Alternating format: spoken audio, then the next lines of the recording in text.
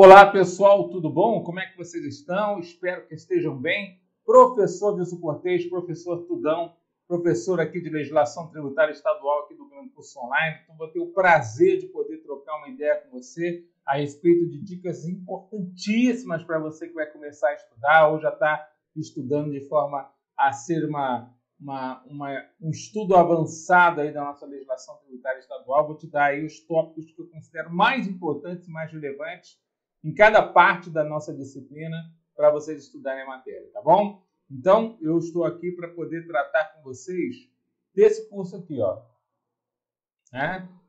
Missão Auditor Fiscal, Legislação Tributária Estadual, professor Wilson Cortez, né? Tá aqui esse cara bonitão aqui, né?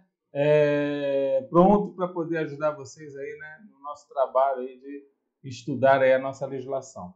E a gente vai começar o nosso papo a respeito de, primeiramente, né, que a gente tem que fazer uma divisão da disciplina. Como assim, Tudão? Às vezes o aluno se depara com aquela legislação enorme, né? Então, alguns editais, como por exemplo Rio de Janeiro, São Paulo, a legislação vem bem completinha, vem o regulamento do imposto, Goiás agora recentemente, né? Então, vem o regulamento do imposto, vem o regulamento dos impostos, né? O regulamento, às vezes, dos 3 impostos, do IPCMD, do IPVA e do ICMS em si. Então, o aluno fica bem perdido para começar a estudar aquilo tudo. Ele fica assim, como é que eu vou estudar isso tudo? Né? E aí eu falo para você, analisando as provas anteriores, a gente percebe que as bancas, qualquer que seja elas, e as 3 principais bancas que têm cobrado concurso da área fiscal são a Fundação Carlos Chagas, a Fundação Getúlio Vargas e a CESP-Sebrasp. E essas 3 bancas, elas normalmente têm dividido bem as questões de prova. Às vezes nem tão bem, porque a gente vê aí algumas provas assim que cai um monte de questão de determinado assunto e outros não tanto, né? Ou nenhuma, né? Como caiu agora nessa fase do Rio de Janeiro, não tivemos uma questão de ICMS, nenhuma questão de ICMS e várias questões dos outros impostos estaduais. Então, na verdade, a gente começa a perceber, né, que às vezes a própria banca ela dá uma pisada na bola nesse sentido. Mas, regra geral, eles estão espalhando as questões em vários itens. E é isso que eu quero falar agora um pouco com você. Então, como que eu vou começar a estudar cada uma dessas partes? Professor, quais são os tópicos mais importantes que cada uma dessas partes tem? Né? Então, se você já tem uma experiência, Tudão, de mais de, sei lá, nem sei quantos concursos eu já preparei os colegas para a área fiscal. Não tem ideia mais, né? Veja, desde 2002, pelo menos, eu estou ajudando aí os colegas mais novos a serem auditores fiscais. Então, eu passei no concurso de 98, né, na Secretaria da Fazenda de São Paulo, sou auditor fiscal há 27 anos, sou professor há quase a mesma época aí desses 27 anos, então pelo menos uns 25 anos, né, que eu já leciono para concurso. Antes de lecionar para concurso, eu era um professor dentro da nossa carreira. Na época eu era, né, oficial da Marinha, então ajudava os alunos que queriam se tornar militares. Então, quer dizer, nesses 25 anos aí de preparação, a gente tem muita experiência naquilo que a gente vê, que a gente tem. Então, o primeiro conselho que eu dou para o meu aluno é: vamos dividir o problema. Não adianta a gente ficar totalmente doido, né? Ai, professor, eu não sei como é que eu faço. Então, sem dúvida, a gente tem aqui, ó, o ICMS, Imposto sobre Operações de Circulação de Mercadorias e a Prestação de Serviço de Transporte Interestadual e Intermunicipal de Comunicações, ainda que as operações ou prestações se iniciem no exterior. O IPVA, Imposto sobre a Propriedade de Veículos Automotores. O ITCD, que é o nosso Imposto sobre a Transmissão, Causa, Morte e Doações de quaisquer bens ou direitos. Então, os 3 impostos, normalmente, e o ICMS com mais força, normalmente, uma prova normal de legislação tributária estadual, normalmente é o que vai cair primeiro. Então, normalmente vai ser esses 3 impostos. Um sobre a circulação, outro sobre a propriedade, ou outro sobre a transmissão de propriedade. Então, na verdade, para nós, a gente tem que estudar esses 3 impostos. Depois eu vou falar como é que você vai estudar cada um deles. Mas já estou mostrando para você que a matéria não que você, por exemplo, não tem que saber tudo de ICMS para você estudar o IPVA.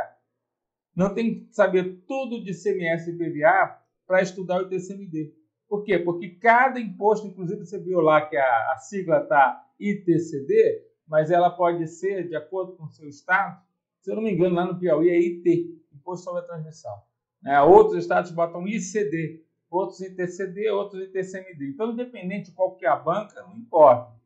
Esse é o Imposto de Transmissão Causa Morte e Doações, que a Constituição prevê no seu artigo 155, inciso 1. Então, na verdade, o que a gente tem aqui a respeito dos nossos 3 impostos? Como estudá-los? Primeiramente, como a gente vai estudá-los para a prova? Essa é a primeira coisa. Segundo, a gente tem que entender também que um não depende do outro. Por exemplo, quando a gente for estudar o ITCD, é interessante que você tenha um professor que te explique alguns conceitos básicos do direito civil. Porque através desses conceitos básicos do direito civil, a gente consegue, de alguma forma, trazer essas informações para dentro daquela determinada situação. Então, os conceitos básicos do direito civil são trazidos aqui para nós. Então, isso não depende, por exemplo, do conceito do estudo do IPVA. Não faz também circunstância com o ICMS. Já o IPVA é uma lei bem menor, mas tem caído com bastante questão. Então, a gente tem que estudar, não pode deixar para depois, não pode deixar para, eu vou fazer esse estudo. Não, a gente já tem aquela informação para a gente poder passar na prova. E ICMS, não, o ICMS já é o nosso imposto carro-chefe, ele é um dos impostos que tem maior legislação no país, Inclusive com a sua extinção e com o IBS, você vai ver que o IBS vai ter uma legislação muito mais ampla que o próprio ICMS. Então, antes eu falava assim que a nossa legislação era ampla. Agora não, agora o IBS, CBS, tem uma legislação muito mais ampla. Era para substituir PIS, COFINS, ICMS e ISS. Então, de qualquer forma, é uma legislação bem mais ampla. Tá certo?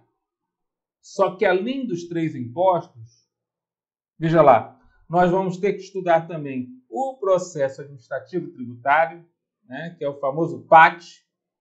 Então, o processo administrativo tributário, na verdade, a gente vai perceber que a gente vai ter todo município, isso aqui serve para município também, viu?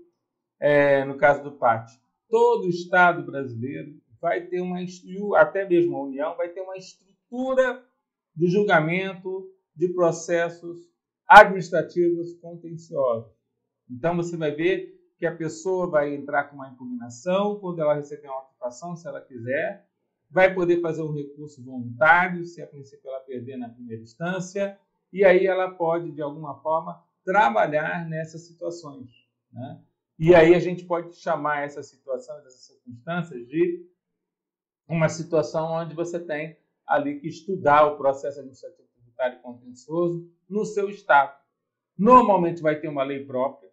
Normalmente a gente percebe que o Estado tem uma estrutura de julgamento de primeira e segunda instância para garantir o duplo grau de jurisdição. Normalmente isso é feito justamente para que os estados, os contribuintes do imposto estadual, tenham acesso à ampla defesa. Então, o processo administrativo tributário tem caído em praticamente todas as provas de legislação tributária estadual. Dudão, o que eu preciso saber de ICMS, de IPVA, de ITCD para poder saber sobre o processo administrativo tributário? Quase nada. Quase nada.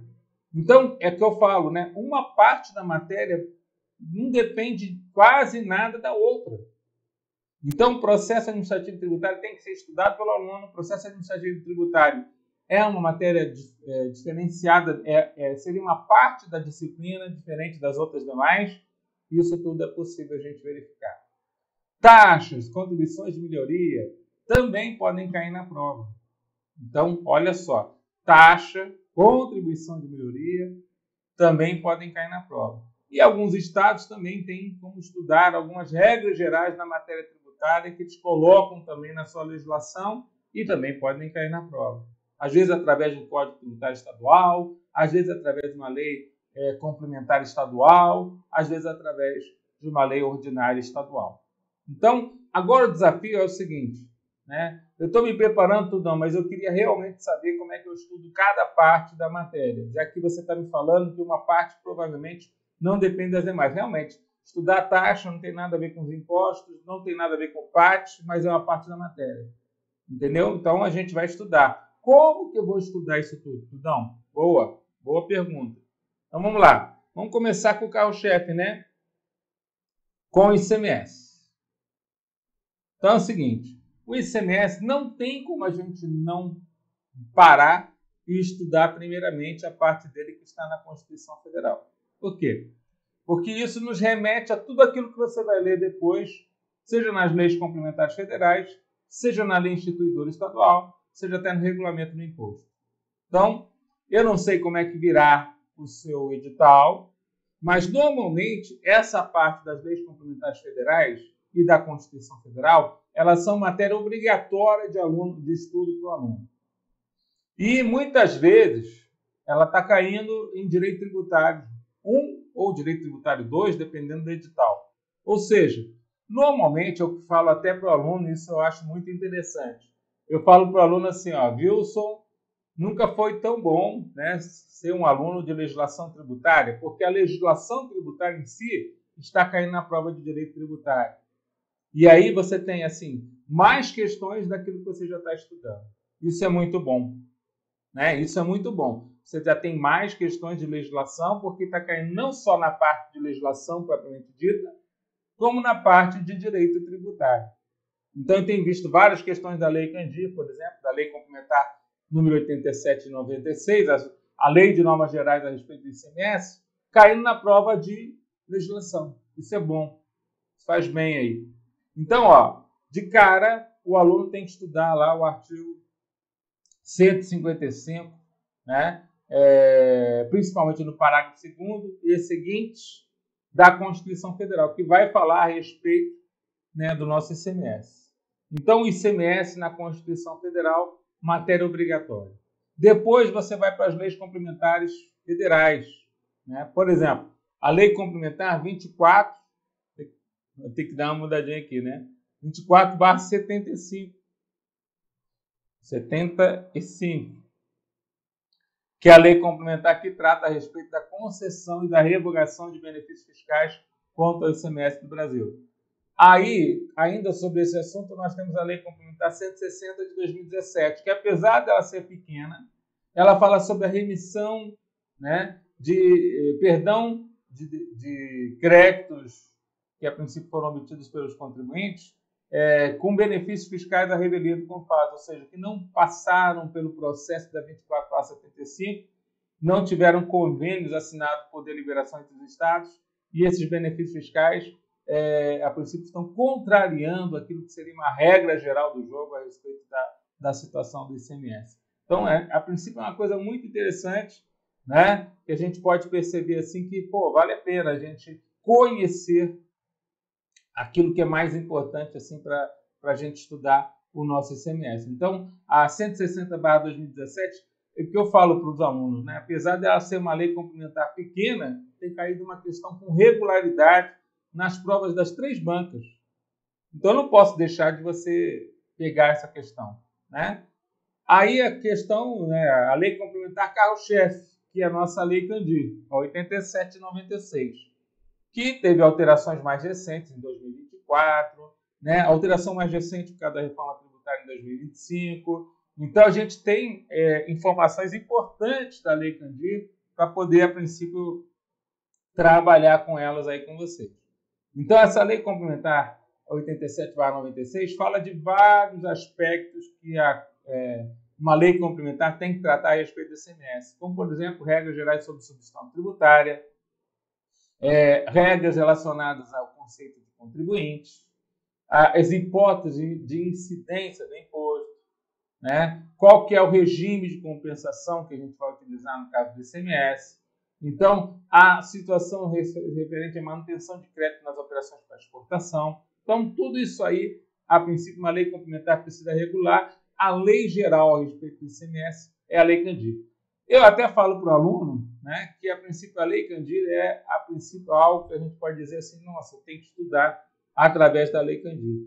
Por quê? Porque ela é uma regra geral do jogo para todos os estados.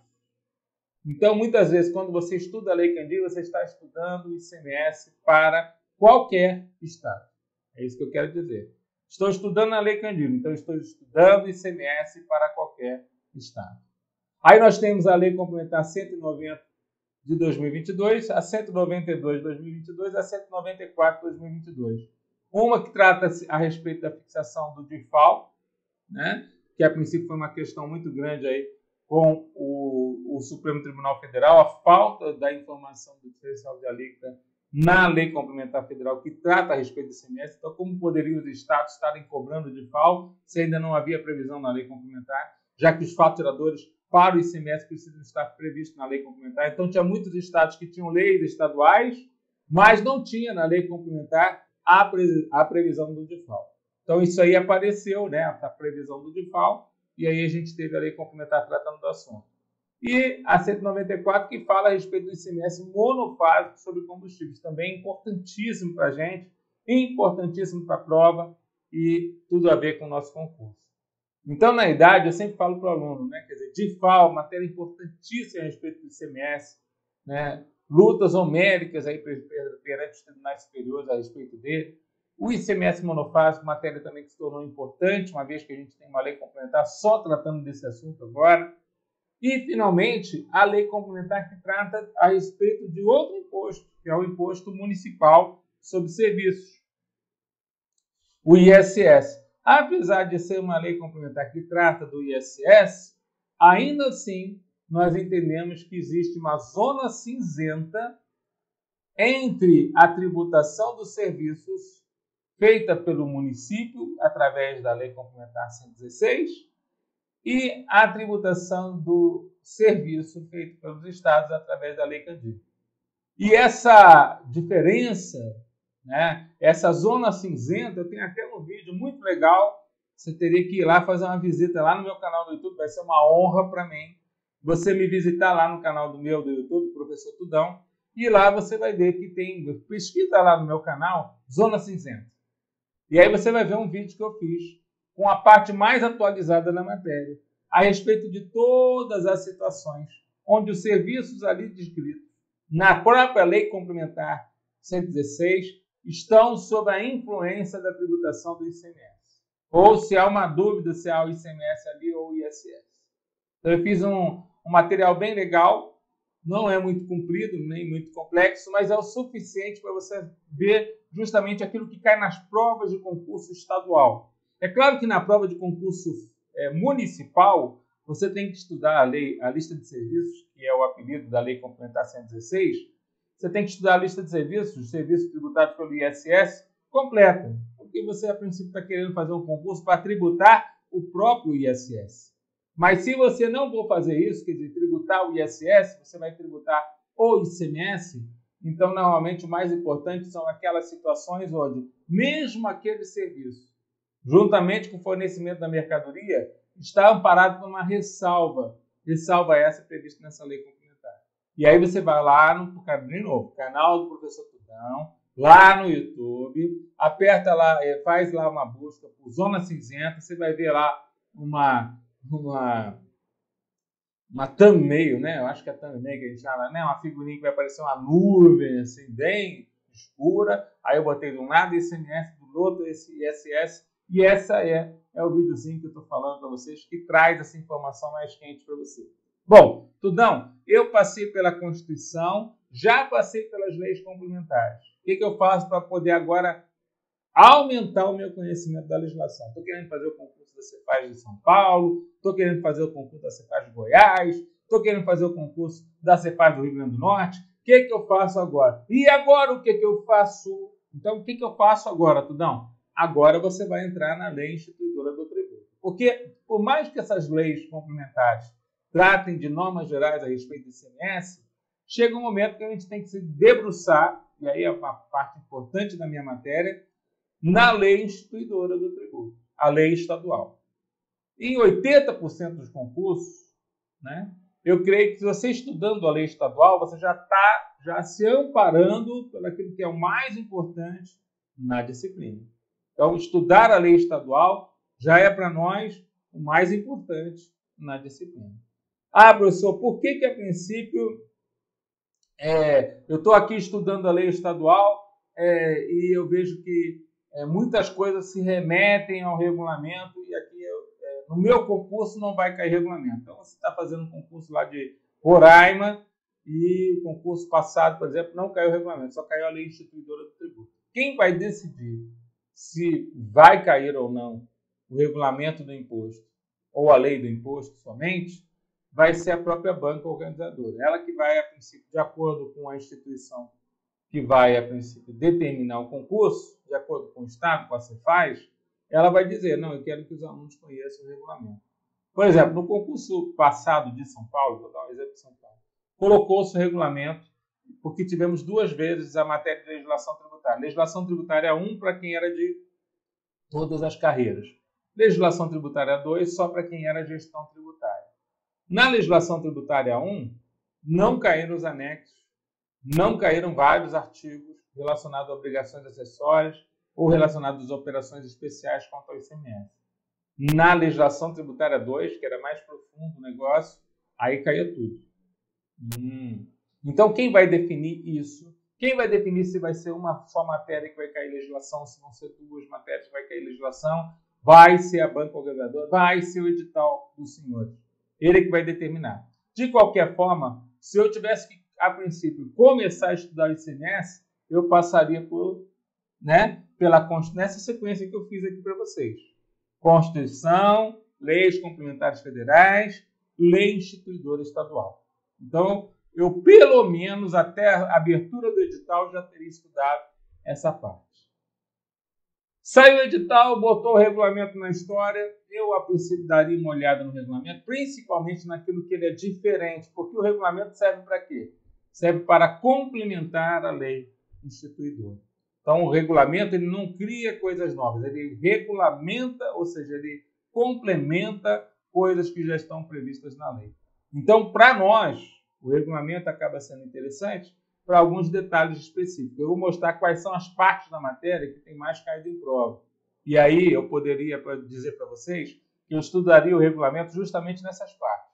Nas partes da matéria que trazem informações mais quentes, informações mais novas, informações mais importantes, e eu não posso deixar de fora. Tudo bem? Professor, então você está dizendo para mim, professor, que eu devo estudar a lei instituidora estadual e o regulamento eu deixaria mais para frente, se eu tivesse aí ele, a princípio, presente no edital. E mesmo ele presente no edital, professor, você está me dizendo que eu não devo estudar os 1000 artigos, porque, vou falar para vocês, né? Regulamento de ICMS em alguns estados tem mais de 1000 artigos. Outros, eles colocam assim, o regulamento e colocam os anexos. E aí os anexos, somados ao regulamento, vai já vir nos 1000 artigos. Então, depende da estratégia que o Estado criou para poder fazer a sua legislação. Tem uns que fazem regulamentos gigantescos e os anexos ao regulamento não existem praticamente, e tem outros que fazem o regulamento ser pequeno, mas os anexos serem muito grandes. E aí, às vezes, alguns concursos, como por exemplo o Rio de Janeiro, ele fala assim, ó, eu quero que você estude o anexo da submissão tributária, eu quero que você estude o anexo relacionado a documentos fiscais eletrônicos, eu quero que você... Então, na idade, ele percebe qual que é o anexo que é mais importante para o concurso e ele cita o anexo na prova. Aí você já sabe que você tem que ir para cima do anexo também. Não adianta só estudar a lei. Quando ele fala que vai cair aquele documento fiscal eletrônico, você vai ter que estudar sobre a nota fiscal eletrônica, sobre o conhecimento do transporte eletrônico, sobre a nota fiscal consumidor final eletrônico e assim por diante. Tudo bem? E, finalmente, professor, em alguns concursos, mas é mais raro, você vai ver que tem algum decreto, alguma portaria que cai no edital. Então, concurso passado em 2013, lá da Fundação Carlos Chagas para São Paulo, caiu uma portaria. Né? É muito comum cair em portarias, por exemplo, no concurso da Cefaz do Rio de Janeiro, né? Ou algum decreto. Goiás também, o concurso agora, né, apareceu lá alguma legislação infralegal na prova que não era o regulamento de Goiás, o regulamento do ICMS de Goiás. Então, é possível, e aí são as surpresas, né? É possível que alguma legislação infralegal ou seja, que seja abaixo da lei, possa cair na prova. Não é comum, mas é possível. Não é, vai cair sempre assim. Não, é comum, mas não é, né? Aliás, não é comum. Seria alguma coisa extravagante, mas é possível que caia. Tá bom? Bom, Tudão, quais são os tópicos mais importantes que eu tenho que estudar desse raio desse CMS, já que é tanta coisa para estudar? Bom, eu já comecei com a parte mais difícil, mas também com a parte mais importante, não é verdade? Então é o seguinte, vamos lá. ênfase, por favor, nos aspectos, os 5 aspectos do fato gerador do tributo. Tá? Então, a primeira coisa que eu quero que você, ao estudar um tributo, você lembre-se que o estudo tributário, ele fala de 5 aspectos do fato gerador. São eles: aspecto objetivo, aspecto subjetivo, aspecto temporal, aspecto quantitativo, aspecto espacial. E cada um deles tem muita importância para nós que estamos estudando a matéria. Então, eu preciso que você entenda que, a princípio, esses aspectos, os 5 aspectos do fato gerador, são realmente muito importantes. Tá certo? Então, eu quero que, a princípio, o aluno conheça, primeiramente, o aspecto objetivo. E o aspecto objetivo é justamente aquele que trata das hipóteses de incidência do tributo. Tanto a incidência quanto a não incidência. Então, o aspecto objetivo vai falar das hipóteses de incidência do tributo. E aí, elas andam juntas. As questões de prova a respeito desse assunto são assim, incide ICMS somente em... E aí vai ter várias hipóteses de não incidência e uma só lá que incide imposto. Ou, ao contrário, não incide ICMS justamente em... E aí tem várias hipóteses de incidência e uma lá que não incide. Então, ou seja, saber o fiscal, o auditor fiscal que você quer ser. Você quer ser um auditor, uma auditora fiscal. Saber quais são as hipóteses de incidência e não incidência de um tributo são muito importantes. Aliás, isso, a princípio, ajuda você a entender melhor a disciplina. Então, para mim, eu quero muito que você estude de forma a conhecer todas as 8 hipóteses de incidência que estão lá na Lei Candir, normalmente repetidas no Estado, e as inúmeras hipóteses de não incidência, porque o Estado pode estabelecer hipóteses de não incidência não previstas na Lei Complementar Federal. As incidências têm que estar na Lei Complementar Federal, mas as não incidências não precisam estar. Ou seja, mesmo a Lei Candir trazendo algumas não incidências, o Estado pode criar outras não incidências do imposto e pode citá-las nominalmente na sua lei estadual instituidora. Então, a gente tem que conhecer todas as situações.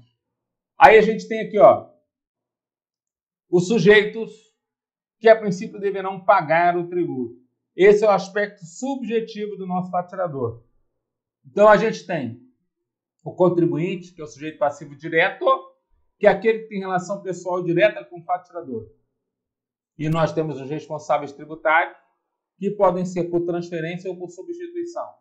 A responsabilidade tributária por transferência permite que a lei estabeleça responsáveis tributários que não têm relação pessoal direta com o fato gerador.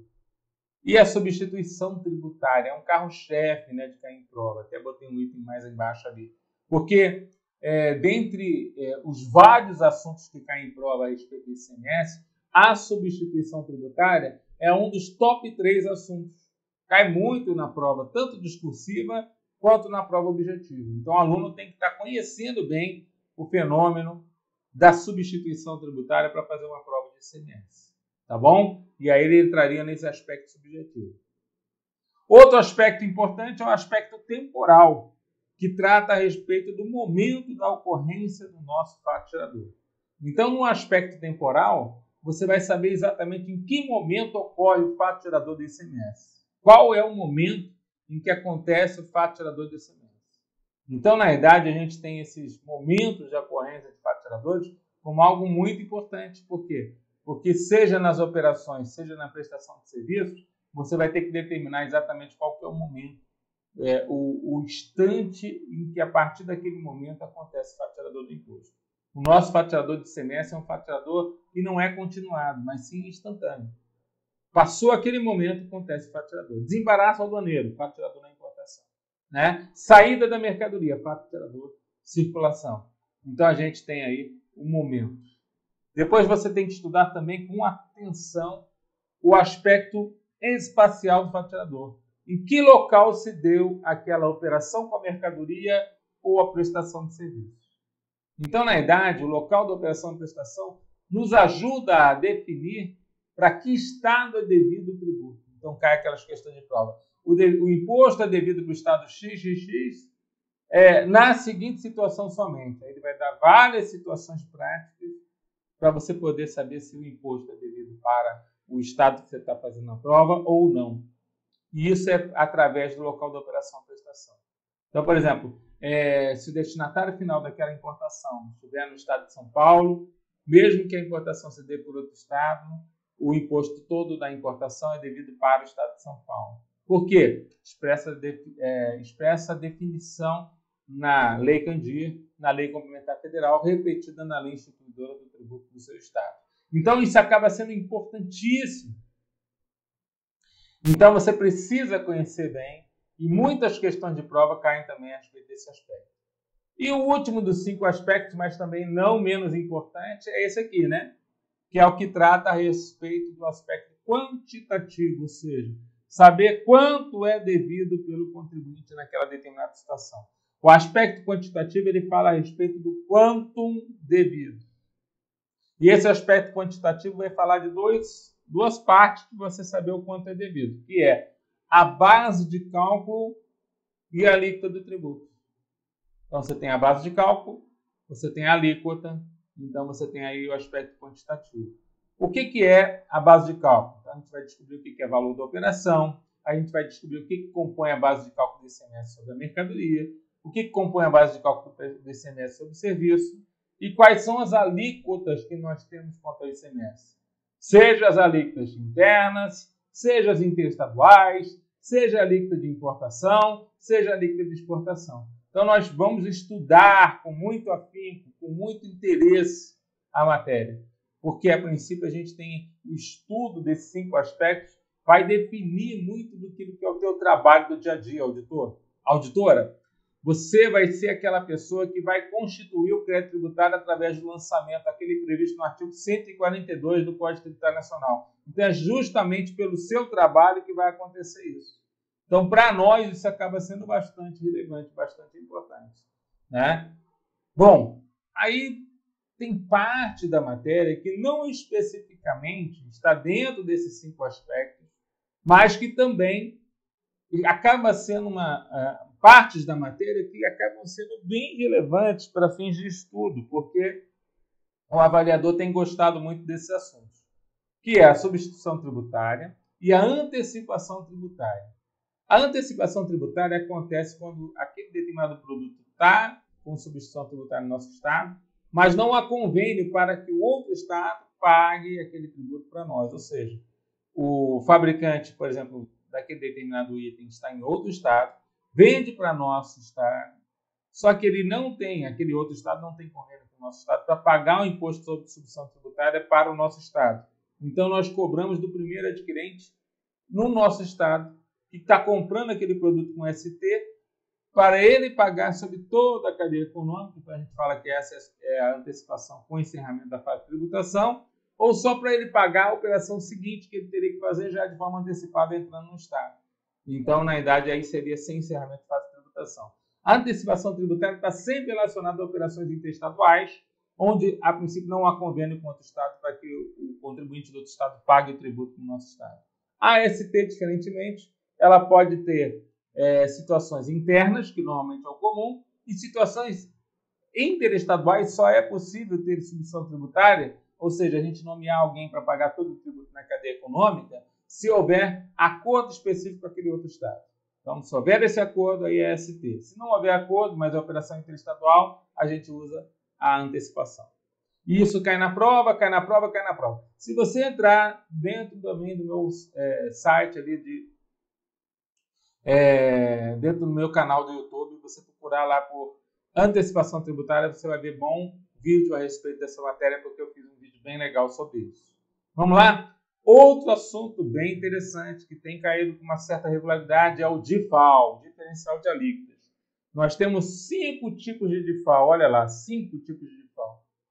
Diferencial de alíquota contribuinte, diferencial de alíquota contribuinte mercadoria, diferencial de alíquota contribuinte serviço, diferencial de alíquota não contribuinte mercadoria, diferencial de alíquota não contribuinte serviço, diferencial de alíquota simples nacional. Esses 5 DIFAL, hoje, a gente, a princípio, tem previsão em lei complementar para serem cobrados. Então, tá um fervo, né?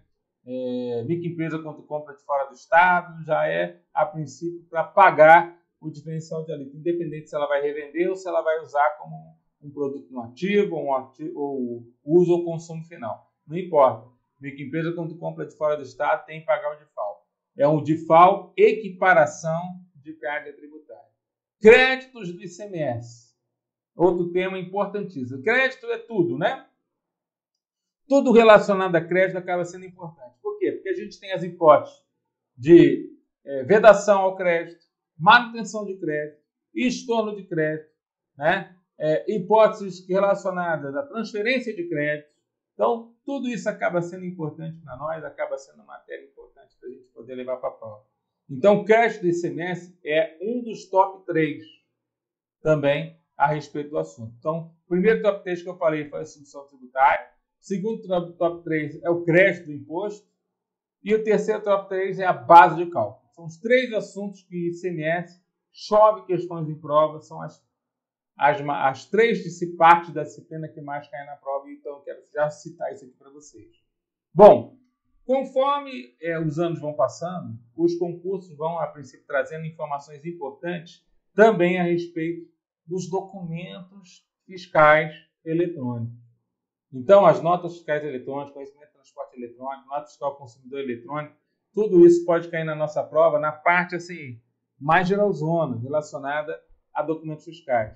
Assim como a escrituração fiscal digital, né, que é justamente a EFD ICMS-IPI. Os livros, né, que antigamente eram em papel, livro registro de entrada, livro registro de saída, livro registro de apuração do ICMS, livro registro de inventário. Então, esses livros também estão aqui na escrituração fiscal digital. Hoje eles estão lá dentro da escrituração fiscal digital. E, por incrível que pareça, recentemente a gente tivemos questãozinha de multa, pelo menos os 2 concursos. Então, estou citando aqui as multas. Não que eu quero que, a princípio, você grave todas as multas do imposto, porque são muitas, né? E as combinações são inúmeras. Então, se der tempo, dá uma lidinha no artigo de multa. Tá? Eu botei lá por último, porque é o último mesmo. Então, aqui está, para mim, Wilson Cortez, professor de mais de 20 anos, dando aula de ICMS. Aqui está a parte importantíssima a respeito da matéria relacionada ao nosso imposto. Tá certo? Então, vamos lá. Mas é só ICMS que cai na prova? Não, Tudão. Também nós temos IPVA. O IPVA, por incrível que pareça, tem alguns tópicos que sempre caem na prova. Uma situação interessante sobre o IPVA é o seu aspecto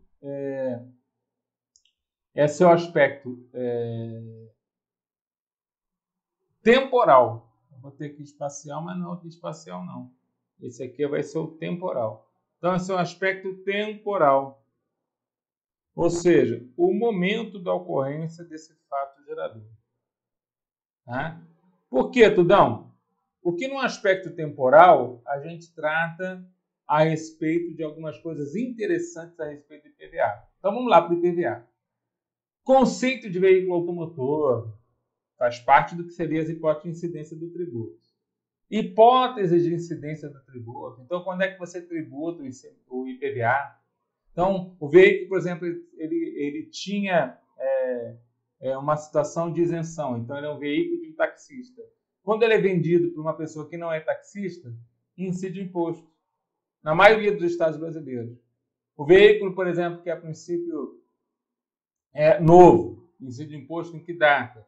O veículo que é usado, incide o imposto em que data? Então, você vai ver que a maioria dos estados brasileiros tributa nas mesmas datas. Então, o veículo novo tributa justamente na data da aquisição pelo consumidor final. Então, vai estar lá na nota fiscal, aquela data vai ter imposto a partir de ali.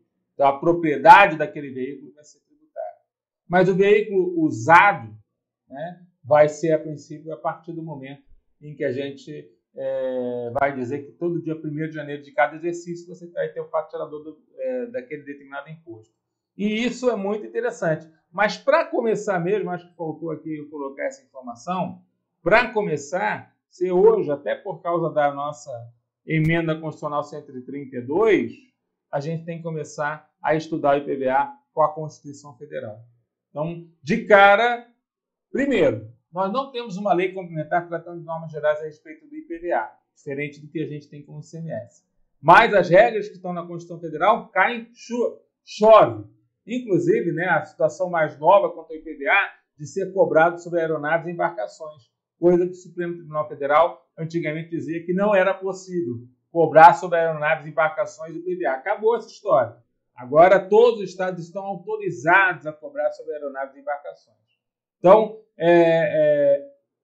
o aspecto temporal do faturador de IPVA também é um assunto muito importante, principalmente o momento do faturador em determinadas situações específicas, como é o caso, por exemplo, da importação.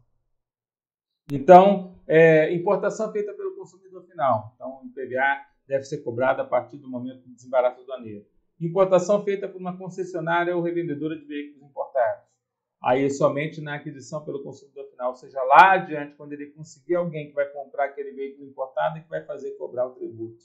Então, é muito interessante, isso tudo cai bastante em prova. Seria a primeira questão de IPVA que eu acho que pode cair na tua prova. Outra questão de IPVA que eu considero bastante importante é a situação das hipóteses de incidência, não incidência e isenção. Aqui eu chamo uma especial atenção para você sobre o seguinte, né? O IPVA incide sobre a propriedade do veículo automotor, mas várias situações, por exemplo, a transferência de um veículo para o nosso estado, a partir de quando eu vou poder cobrar esse IPVA? Né? Se ele já pagou todo o IPVA do ano para o outro estado, eu vou poder cobrar aqui novamente? Né? O IPVA segue o veículo ou segue a pessoa? Se a Ana, no dia 1º de janeiro, tinha um carro usado, vendeu no dia 1º o João, e aí no dia 2 o João vendeu para o Paulo. Quem é que tem que pagar o IPVA desse ano todo, uma vez que o faturador acontecer em 1º de janeiro? Então, na verdade, o IPVA que for pago por um aproveita os demais, ou seja, o IPVA segue o veículo ou segue o dono? Então, na verdade, a gente tem o IPVA como imposto real, que a princípio incide sobre o veículo automotor, e ele segue o veículo, independente de que estado esteja situado o veículo, aonde estiver o veículo, nós vamos ter lá a cobrança do nosso IPVA. E aí vem um outro tema interessante. E, por favor, veja como é que a banca cobra em concurso. Nós temos inúmeras hipóteses de isenção do IPVA em todo o território nacional. Vou falar de novo. Nós temos inúmeras hipóteses de isenção em todo o território nacional. Você vai ter que decorar cada uma delas. Até porque as isenções do IPVA são condicionadas. O que significa isso, Tudão? O significado é de que, para que aquela isenção aconteça, tem que haver várias condições sendo impostas ali para o contribuinte. Por exemplo, a isenção do IPVA para o veículo do deficiente físico. Então, é só para o deficiente, se é dono do veículo, que está isento do IPVA, ou aquele que o representa poderá comprar um veículo isento do IPVA. Segunda situação, é para um veículo só, ou eu posso comprar vários veículos isentos, se eu for o deficiente físico. Terceira situação, quais são os tipos de deficiência que são aceitos para comprar? Então, são várias as condições para que um veículo deficiente físico sofra a isenção de IPVA. Isso cai na prova. A ambulância no teu estado, paga IPVA ou não? Carro do Corpo Bombeiro, paga IPVA ou não? Carro do Corpo Diplomático ou da Embaixada ou do Consulado, paga IPVA ou não? Carro do taxista, paga IPVA ou não? Então, tudo isso aí é matéria de prova. Eles gostam dessas informações.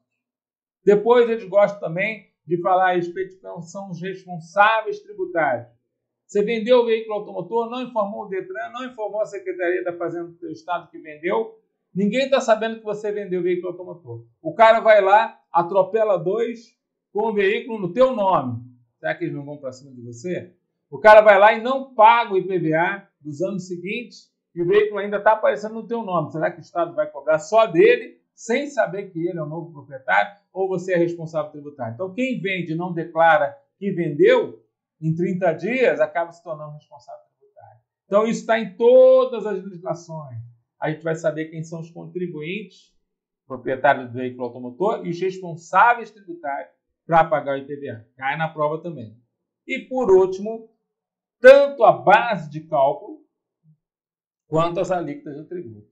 Lembrando que agora, com a reforma tributária, a alíquota do tributo pode ser diferenciada em função da interferência que aquele veículo, o combustível que aquele veículo usa, gera ao meio ambiente, porque a gente tem que, a princípio, proteger o meio ambiente através também da nossa tributação.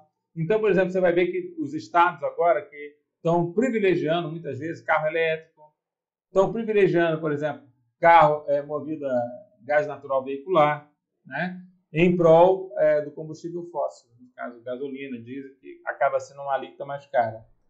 Base de cálculo, né? Qual que é o preço de mercado daquele veículo automotor? Então, e essa soma das duas informações, base de cálculo e alíquota, geram questões de prova a respeito do cálculo do tributo. Então, muitas vezes eu vou ver questões a respeito do cálculo do tributo na prova. Então, presta atenção, que isso aqui eu acho bem interessante para a gente poder levar para a prova. Base de cálculo e alíquota. Fechou? Então, na idade, pode cair questões de calcular o tributo. É isso, professor? Exatamente isso. Pode haver questões de calcular o tributo. Bom, se eu tivesse que falar quais são os aspectos do ITCMD ou ITCD que mais tem chance de cair na prova, eu colocaria esses. Agora eu mudei um pouquinho a ordem, mas eu vou ter que, por um esquecimento aqui meu, eu vou ter que, a princípio, colocar aqui, ó. Comece a estudar o ITCD através da Constituição Federal de 88, inclusive com as alterações trazidas pela reforma tributária, inclusive com o artigo 16 da emenda constitucional a respeito dos bens situados no exterior ou quando o doador se encontra no exterior. Então, já temos regramento que a lei complementar ainda não trouxe, mas que a Constituição, através da emenda, trouxe. Então, por favor, né? A gente tem aqui importantes informações no ITCMD e quais são as que mais caem. Primeira coisa, no ITCMD, a primeira coisa é a gente saber quais são as hipóteses de incidência. São várias as hipóteses de incidência do tributo, são muitas. Né? Doações, então, são inúmeras. O que é excesso de meação, excesso de opinião? O que é, a princípio, situações relacionadas à extinção, por exemplo, de um condomínio, quando um fica com mais do que o outro? Várias situações. O que são as sucessões causadas através de causa-morte? Então, sucessão legítima, sucessão testamentária, sucessão provisória, fideicomisso. Tudo isso são as hipóteses de incidência, é a parte inicial da matéria. É muito importante que o professor te ensine legal isso aqui, o que é o fenômeno da ausência, o que a princípio está descrito como sucessão provisória, o que acontece se o ausente reaparecer enquanto a sucessão é provisória, o que acontece se o ausente reaparecer quando a sucessão se torna definitiva. Então, tudo isso cai na prova. E aí, não confundir. Isso serve para o IPVA como para o ITCMD. Não confundir a hipótese de não incidência com as hipóteses de isenção.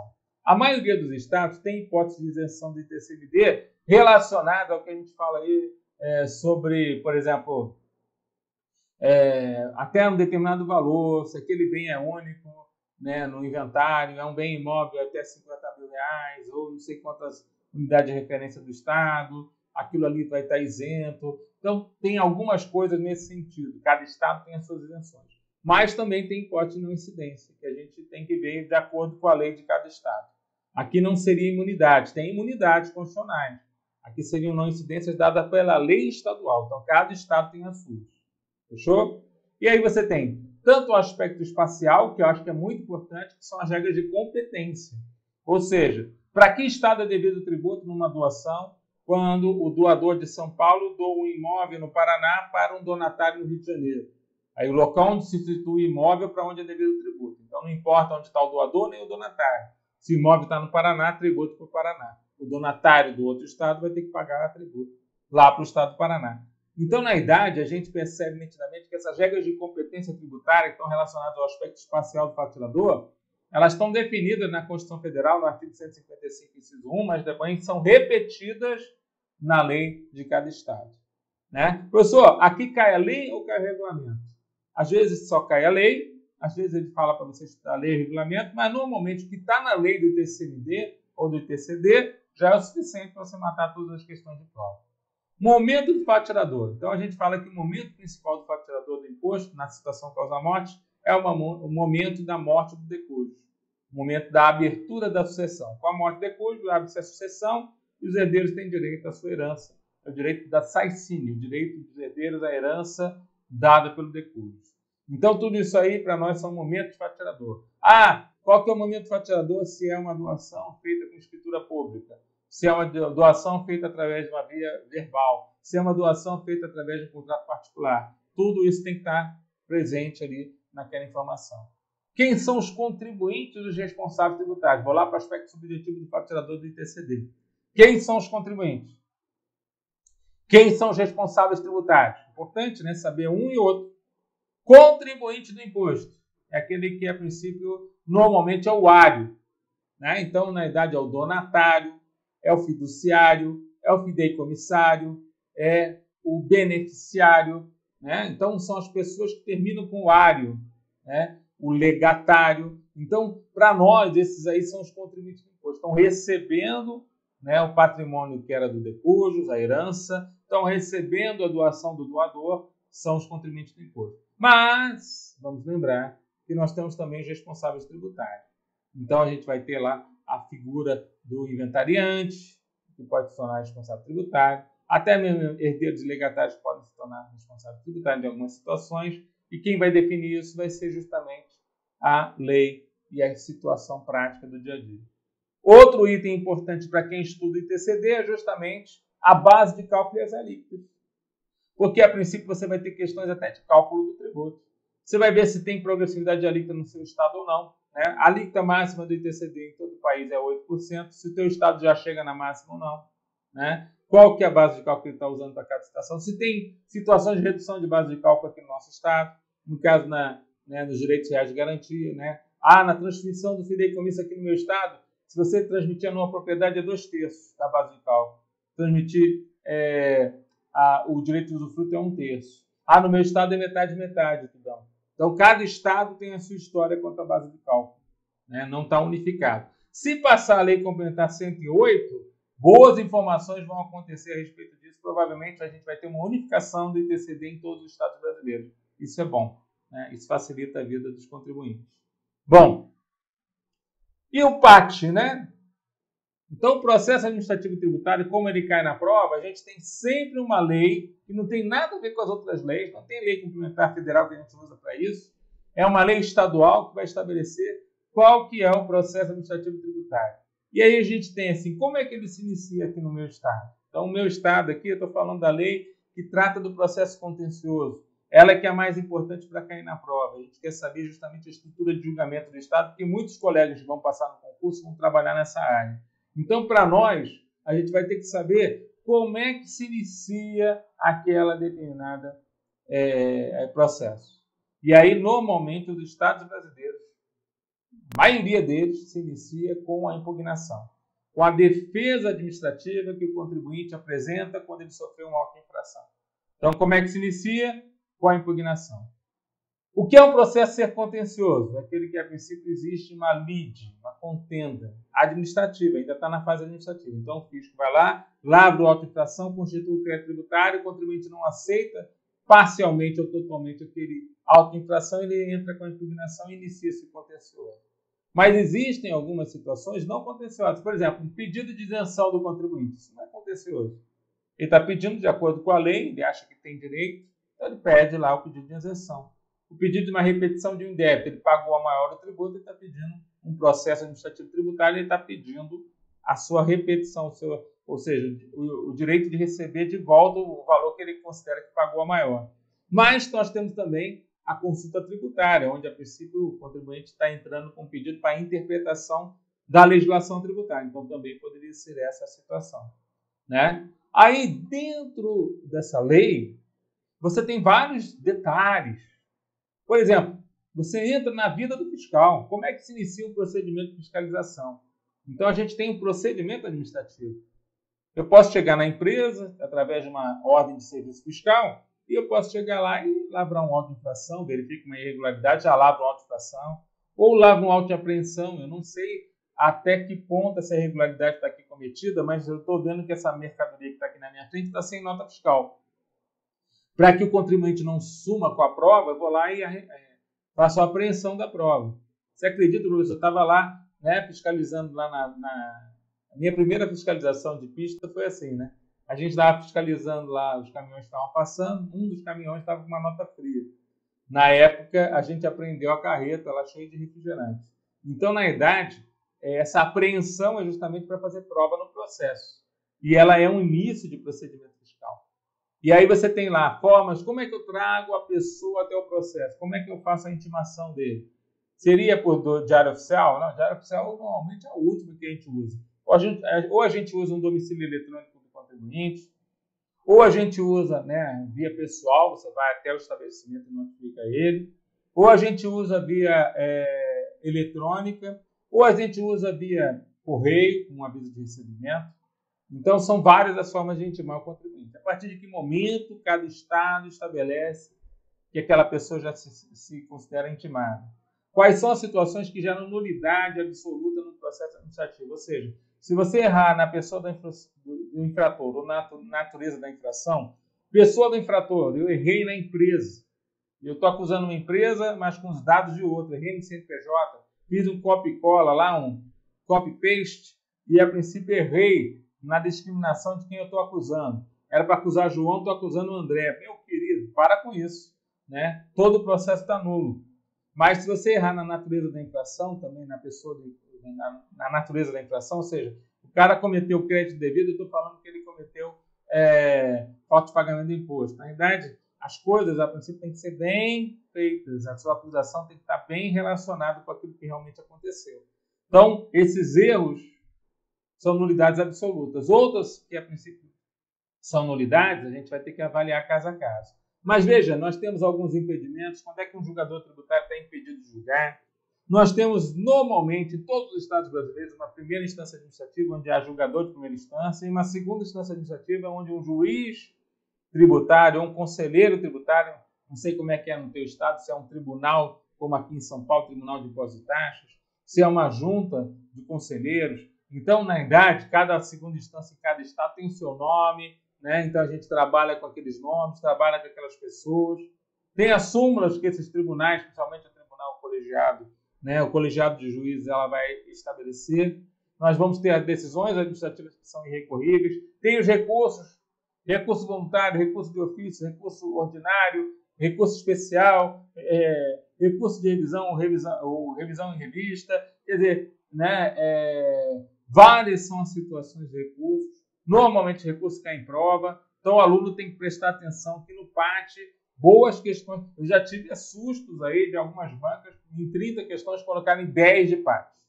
Né? Isso foi a FCC, não me lembro exatamente qual foi o concurso, mas foi um concurso que, a princípio, muito aluno falou, pô, a lei que eu peguei mais brando foi a lei que mais caiu. Para você não tomar esse susto, pegue essa parte da matéria e estude ela com afinco. É uma lei só.